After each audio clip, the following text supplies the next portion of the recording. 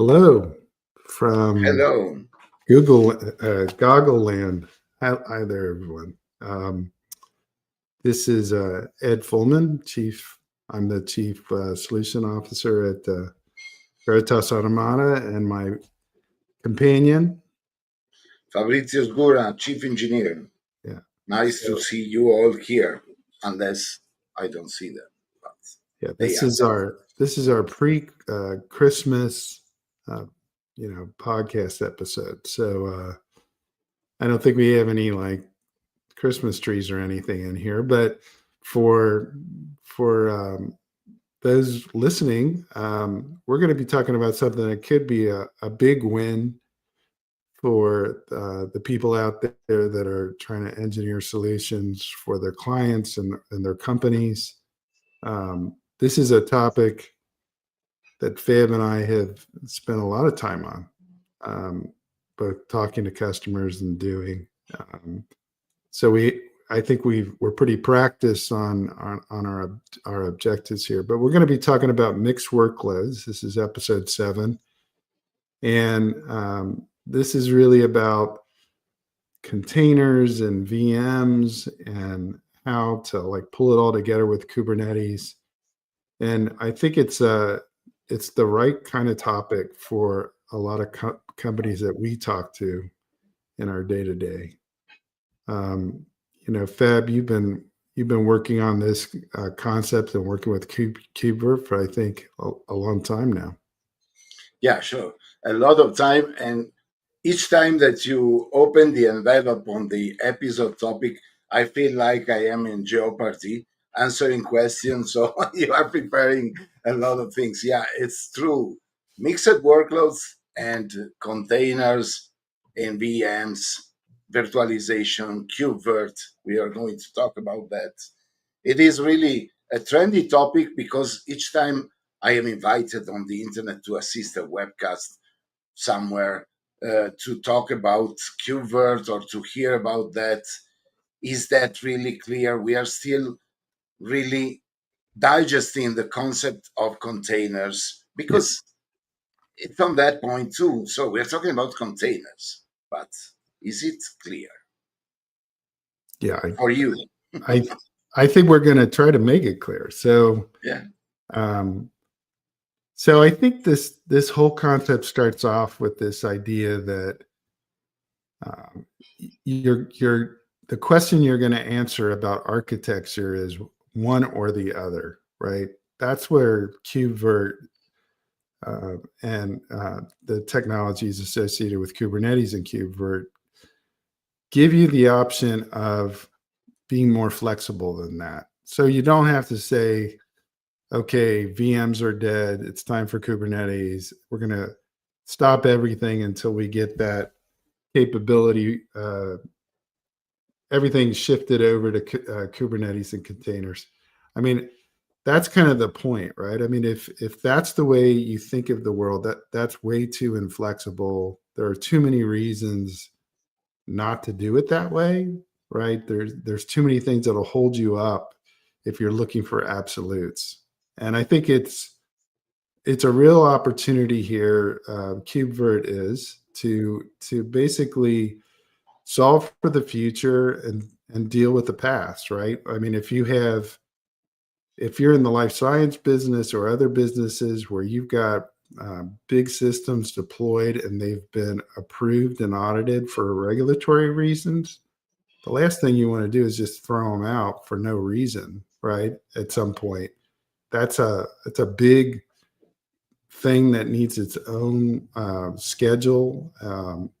If everything's waiting for everything to get converted to containers, then that's just really a hard thing to do. So cut yourself a break.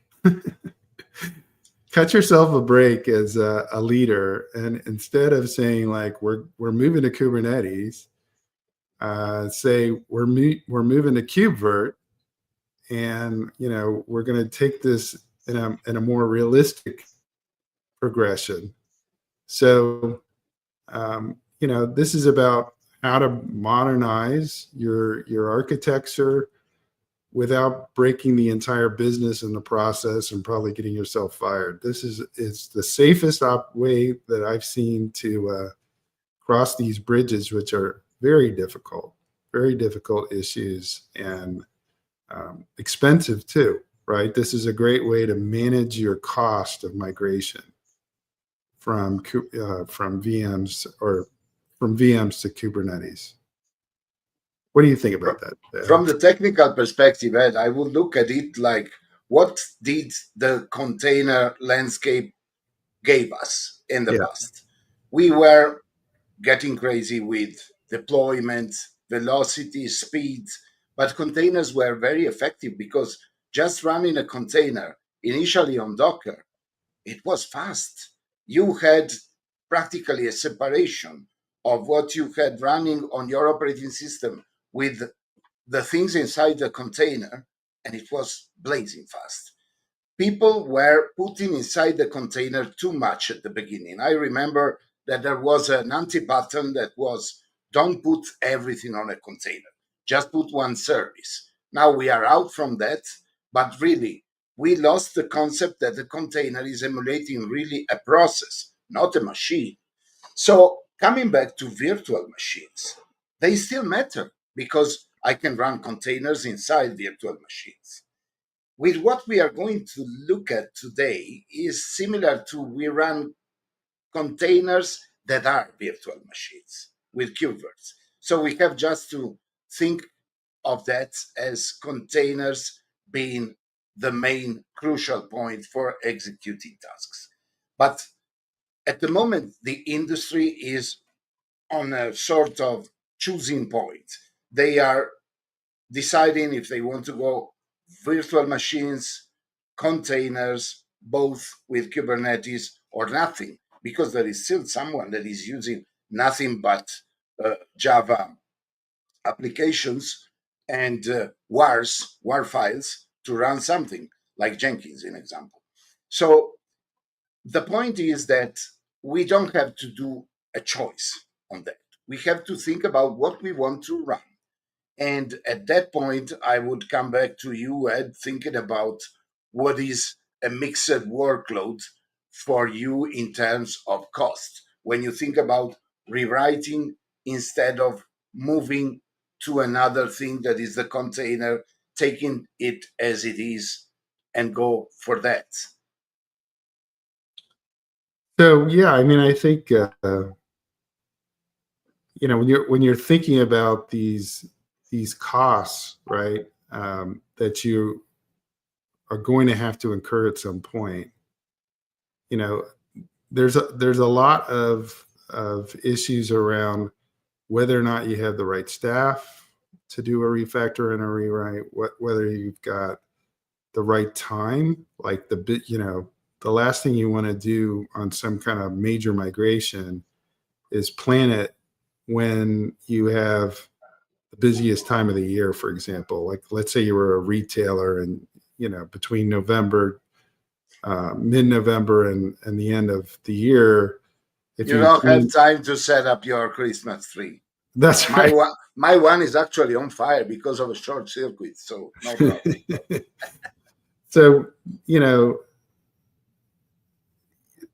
I think the idea here that you can schedule your future a bit. You can plan it out. You can have a migration strategy that makes sense for your business. Put things off that don't have to happen right away. Maybe you don't want to incur the cost right now of something, or you just want to delay it to next year's budget, right? Just 6 months or something. This kind of solution, that's what it's going to give you. It's going to give you like the ability to control your future a bit. Like, you can't go back in time, but maybe if you could slow down time a little bit, slow down like the inevitable, that's really kind of a really valuable opportunity. So again, I think about it as giving yourself options. Like, just give them to yourself. You don't have to get into something that is forcing the changes.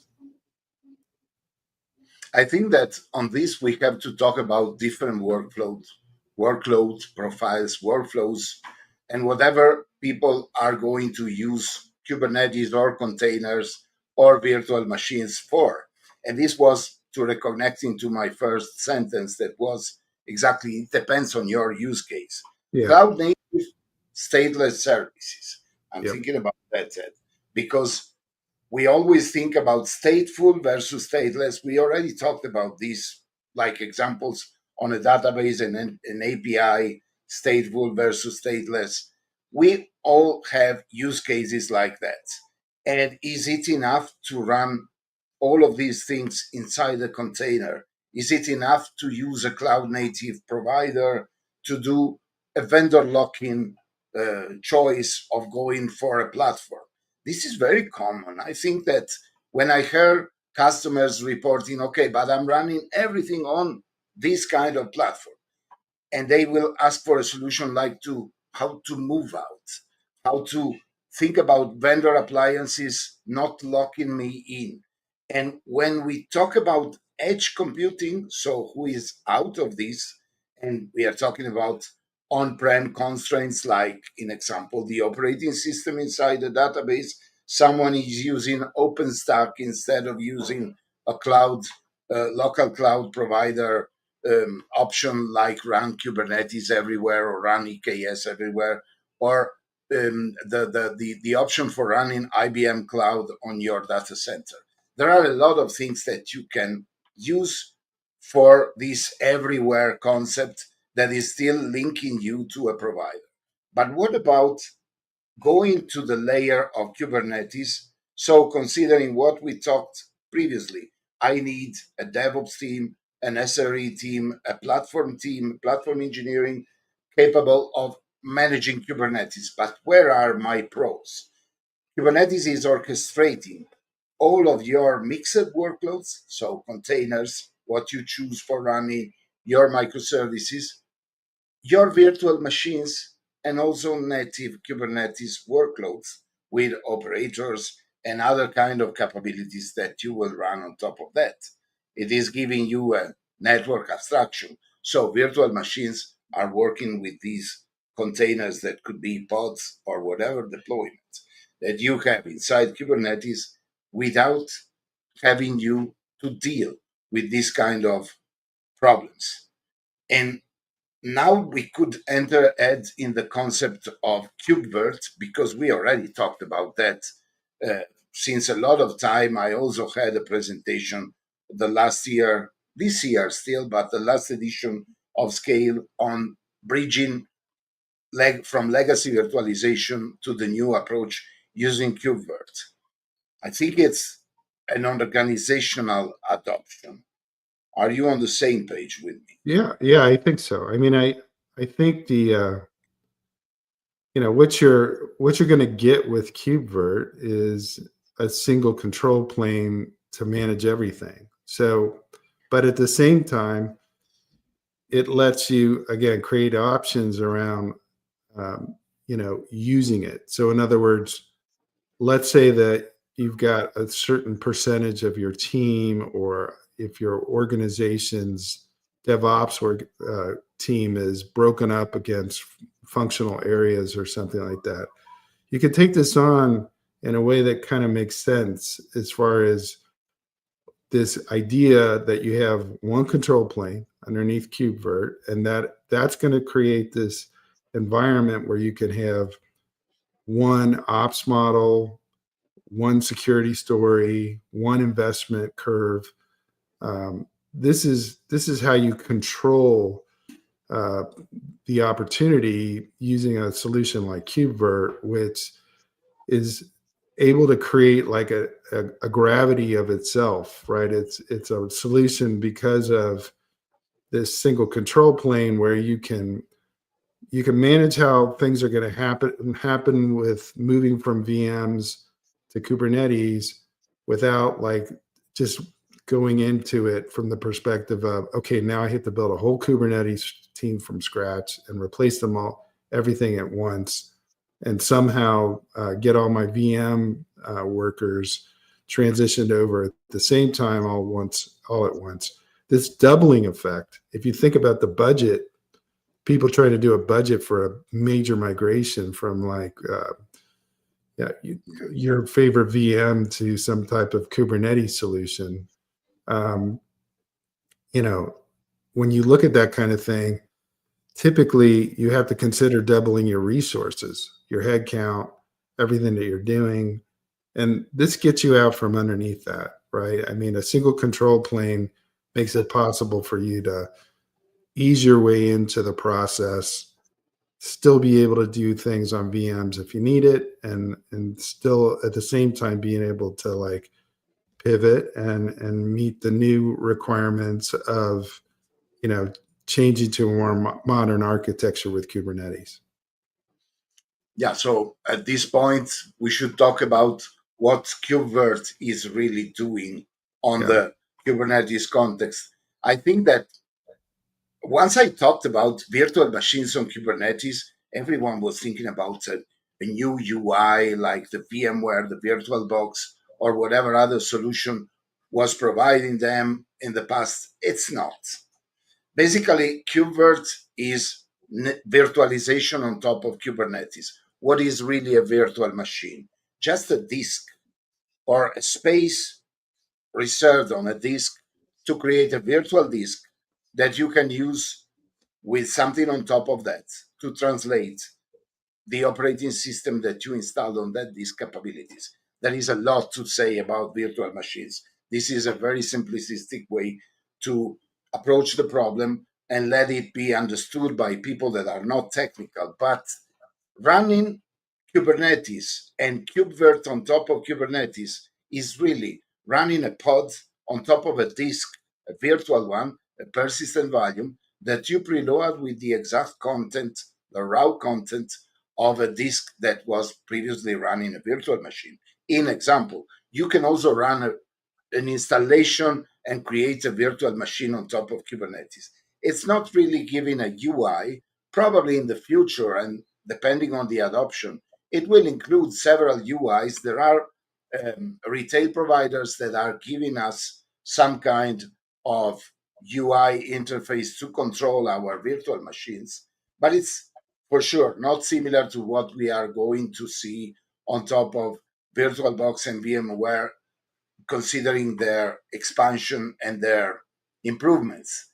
The advantage on KubeVirt is that for managing all of these resources, it is using custom resource definitions on Kubernetes. So it is an extension of the Kubernetes API.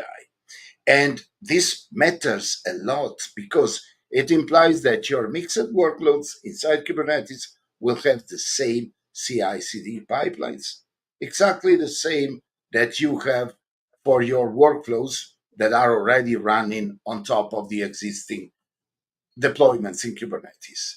And it has also the same observability. So you can use OpenTelemetry or whatever other approach that you are using right now for providing to your monitoring platform the same thing that you do for mixed workloads.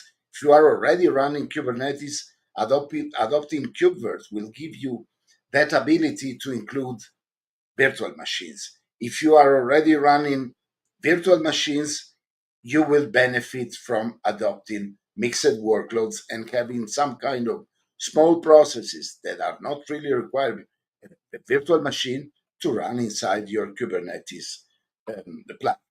GitOps for controlling the infrastructure that can be with Argo, Flux, or whatever more you want to use, Fleet, will become really easy to integrate with all of this ecosystem. So the virtual machine basically will stop being a special pet, like something that is just out there, but it will become part of the cattle. And when I call it cattle, that's because I'm using a rancher terminology, but basically it's really rendering the concept. That's a So great, that's a good yeah, segue. That's a good segue. Yeah, I mean, I think one of the cool things about doing like a migration to that's a modernization as well, right? Doing a modernization, the opportunity, I think actually the expectation is people want to know why should I do this? Like what's going to be the big benefits of it? And, the other question people are going to ask is it better, or can I, am I going to hate the interface or something like that? And I think one of the cool things that is not necessarily a part of KubeVirt, but it is in some respect supporting KubeVirt and running mixed workloads is Rancher. I mean, there are other products as well, but Rancher gives you the ability to create a layer that gives people a simple way of doing things in a controlled fashion where it's you can create some safety and some guardrails to keep everything on task. And Rancher, from the folks at SUSE, enables someone looking at KubeVirt to see multiple clusters, multiple environments, even team organizations in a clean interface that's nice to see. Is the modernization of your architecture as you try to create it, and it's a way to simplify the training and kind of stratify at some level your organization and how they're going to access and who needs to access what they're what's out there as far as your VMs and your containers. And from that perspective, the clusters as well. So the idea here, I think, just from a business perspective of Rancher, is really on continuing to find a way to compress the cost, not have a lot of super specialized support on everything, and get yourself quickly into a cadence that's blending the workloads, having the mixed workloads managed by the same team with a simple interface and guardrails that are going to keep everybody safe and happy. Yeah, Rancher is very good. So basically, when I did my first test, I remember that I showed you the demo. You were excited because you said, "Oh, virtual machines on top of Kubernetes. How you do that?" And I decided to go practical because I like to show how it works. Yeah. For doing that demo, I used my laptop and I used RK2 or Rancher Kubernetes Engine 2, that is a distribution of Kubernetes, where it's very easy to install and use Rancher later. But I used as a base operating system Ubuntu. So my first point was I don't have to rely on their need for an operating system that could be microOS, elementary. They have their immutable solution, but they are not really requiring that. So they are not strict on requirements to install and run Rancher Kubernetes Engine 2 and Rancher on top of that. So after that, I was running the KubeVirt installation the standard way, not using the harvester, that is an enterprise option for having virtual machines using KubeVirt on top of Rancher, and having the control panel for the UI and an easy to do control of the virtual machines instead of using the kubectl command. But the unified UI of Rancher conquered my heart, my attention, because I was able to do everything on top of Kubernetes, running workloads, controlling them, using the UI to use the storage and Longhorn that is part of a crucial deployment when you use KubeVirt, because again, you are using persistent values as the main disk of the virtual machine, and that was in the UI. Then I had the opportunity to run policy enforcement because Rancher and Kubernetes will give you the option to use Open Policy Agent or Kyverno, a lot of things that will add more constraints to the security of the stack without, in example, having people to do specific activities to control that, but preventing instead of stopping. And the consistent life cycle management that all of these gave me at the same time was the reason for why I called you extremely excited and said, Ed, look at what you can do in Kubernetes. It was a lot of time ago, but it's still very, very trendy. And the operations between the vCenter, so what we use in the virtual machine context, and what you have in cloud consoles and scripts, whatever imperative control that you have on top of the Kubernetes ecosystem and cluster, via Rancher was so easy that I started to think that the solution for today is adopting everything, starting from mixed workloads, but considering that the limit is just what we need to do. So, what clients actually want, and that's for you, Ed, because Yeah, you yeah, like. I think you're right on it.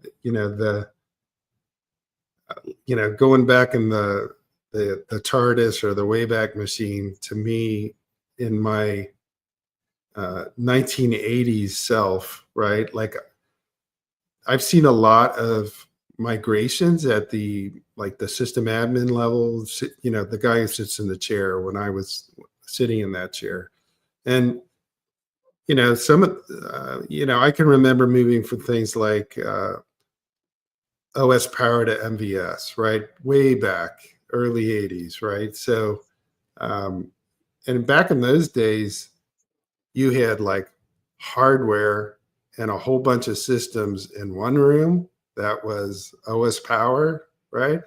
And then with completely separate screens, and then you had your new stuff running on, usually in a different room, because that's when they decided to like redecorate and remodel. But the point I'm making is that was the old way. Kind of migration meant you had two teams, and the team that got left over with the old stuff was kind of second class, right? As far as organizationally. And that creates all sorts of problems as far as who's getting training and who's getting the money spent on them and who is not, right? Because you got to keep everything running. So one big advantage to this whole thing is that if if your goal is to keep your revenue systems alive, the last thing you want to do is create like an organizational conflict or a feeling like somehow things aren't going to be supported, or they're not important at some level, or you physically start splitting off your team and moving them to the new system, and you can't deliver the SLAs that you had in mind for your team, right? So if your goal is keeping your revenue alive, right? If and by that meaning like your existing VMs that are uh, you know running your business, you can do that with this solution. It's a reality that's that's really there. It's an opportunity for you to really get there, and you can modernize incrementally, which I said a couple different ways, but you know that is a major opportunity to figure out increments that make sense instead of a wild and risky cutover. Um, you can avoid rewrites, right, of all your code to like live in that new environment. You can avoid it for a while, right? You're eventually you're going to want to catch up, which is the whole point, but you can do that for a while, and it's not a compromise, right? It's a transition strategies, which is what we like about it, because we get faced with clients that give us all these concerns and all these goals, and then they want back from us a solution that meets all those objectives. And in the past, these were really hard things to meet. Like if you really go back to the beginnings of VMware, those conversions were, pretty standardly hard, right? They were hard to go from where those companies were before VMware and then after VMware, and expensive, right? As well, because it was like a hard cutover. So, my view on this whole thing is the incrementality of it all is probably um, the one thing that can save you in a process where you're being compelled to modernize because somebody has sold the idea of some new applications that need containers to operate, or they've been built for that environment, and you want to give it to everybody, but it's just too hard. Yeah, I liked that recall of the memory that you did with VMS. I'm thinking about bugs, people with white coat. So if I have to describe the VA stack for what we do with virtual machines, I would immediately think that we are closed in a room with white coats, but it's not. We are not really working that way anymore. Yeah, and that transition strategy, that modernization that you were talking about, and the avoiding the platform rewrites is really something that is making me think about the clear scenario where you have this stack that is based on Kubernetes, and you have the other data center that is based on virtual machines, and you gradually move one service to the other part, introducing the mixed workloads, but without disrupting your effective business. So thinking about the VA stack, we built something on top of Kubernetes using KubeVirt, Rancher as control plane, Longhorn for storage, and then we used a sort of mixed tools integration for CI/CD. That is something that on GitOps everyone is doing more or less the same way. I think that I could describe it like Fluxid for controlling the infrastructure components. Mhm. Then Argo CD for running on top of the infrastructure, the control effective of our applications. But at the same time, the need for a separate GitOps workloads controlling the fleet part using Rancher Fleet. So I'm talking about solutions that are really very well known to the people Yeah. that are working in the Kubernetes ecosystem, but they are easy to embed.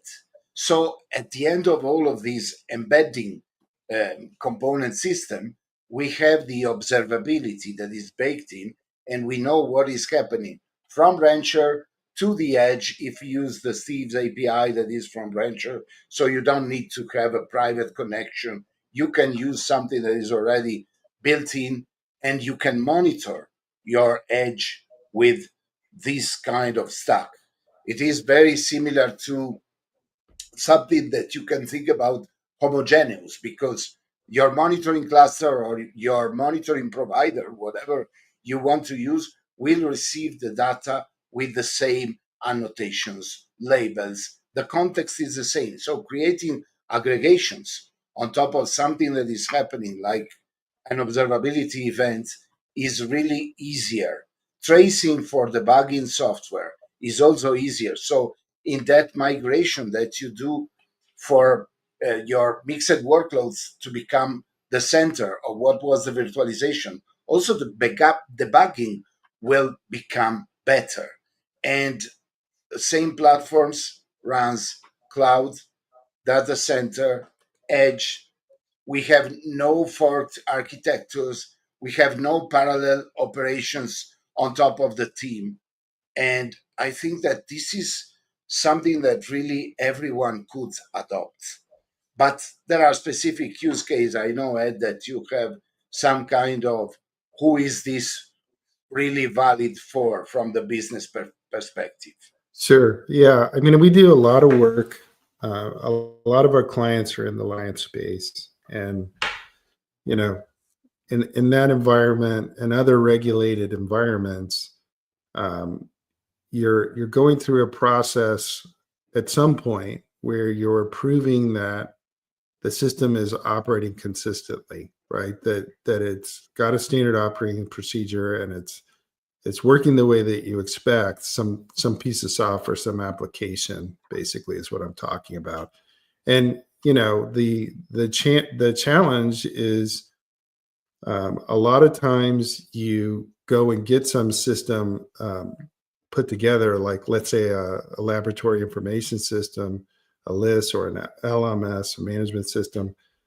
Uh, that you get this thing approved, which is a whole process in a life science company like a pharmaceutical or some kind of CRO, and then you go through this other process of getting installed, deployed, and then ensure, verified that you can bring it up again the same way, that it's operating in the standard processes and the standard procedures. And that kind of complexity, this solution is perfect for, right? Because a lot of times you set these things up for a particular trial that you want to run, for example, and you just want it to run through that process. It's a limited time, maybe it's a year or two or something like that at the outset. So the ability to like switch everything over to an environment like KubeVirt, keep the ones that are, have a life that's understood and it's not that long, keep them the way they are, and move things um, over to the Kubernetes side as they make sense, like the new deployments, right? The new trials you're going to run, for example, instead of just every trial has to be converted, which is create chaos in the environment. So the other thing I think is just hybrid environments, places where you've got different kinds of systems at the edge that were bought a long time ago, and you're not going to swap that hardware out or something like that. Or you're just in the middle of some kind of modernization process from a development perspective, and you're realizing that you can get all this baked in value from Kubernetes if you just put it under KubeVirt, right? If you just get it in there, you're going to be able to like speed up because you're going to be able to do things you can't do in the virtual machine environments that they're in right now. But it's not for there's no solution for everyone. This isn't it either. I mean, KubeVirt doesn't make sense for a company that has no legacy. You don't need it. It's just go with Kubernetes to start with, right? And you don't have to even worry about this thing. Um, and I don't think um, it's not the kind of thing where it's an application either, right? So it's not something that you saw like a commercial for and you decided that you were going to get it or something like that. It's not for that kind of solution. This is for serious organizations that have real costs that they need to manage. They have people that they got to keep engaged and happy with the processes, and they got to meet the needs of the business as it grows quickly, right? So sometimes that means doing things that, from some lens aren't perfect, and getting to a place where you've got it done and you've actually achieved the goal on a certain date. I think those become kind of your drivers for where it's needed and when it's needed. I liked the mention that you did to cows. Today they are talking about cows engineering a lot. And so, generally, when I think about these cows versus discipline that you need, since we are in cluster funk, we can talk about music. I recall an LP that is very nice from King Crimson that is called Discipline. And the first side A, the last song, is Indiscipline, and then the album is finishing with Discipline. A part of that is progressive punk rock, whatever you want to call that. It's very progressive, but in discipline you need a discipline at the beginning, and chaos is always recurring, so you still need to have clear workload classification, guardrails, all the agile team requirements that you have, the platform ownership. Also, if you use AI, you will have to go for your agents and comply with what you consider the right ecosystem for your environment stack, whatever you are managing, from KubeVirt, Kubernetes, VMware, whatever. So KubeVirt is a real power in this sense because you can manage everything in an homogeneous way. But again, power is always good if it is not misused.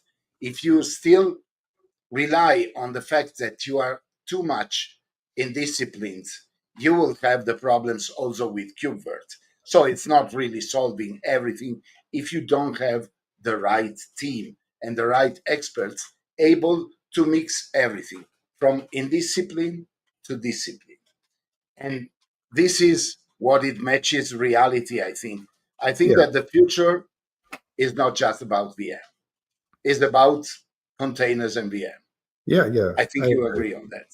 Yeah, I agree. I think that when people talk in absolutes, it's because they work for Kubernetes software companies or they work for they work for VM software companies. Those are the people that want to say like Kubernetes is better than VMs and VMs are better than Kubernetes. And so the battle is not one that you and I have the luxury of fighting, right? That particular battle. I think we're more in line with respecting the values that our clients have created with what they have and give them solutions that don't create a bunch of technical debt and